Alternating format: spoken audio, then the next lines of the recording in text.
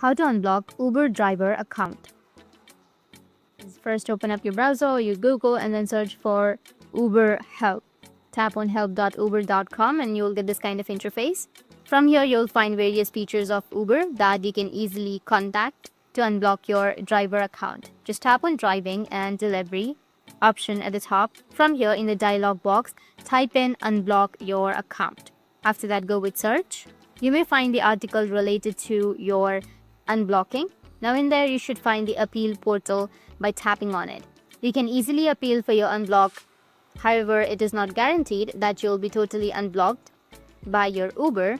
It will depend upon the reason of why you were blocked. So you can check the reason of your blocked by checking out the email that you've received about the block. You can appeal that the accusation is false if you have supporting evidence for it.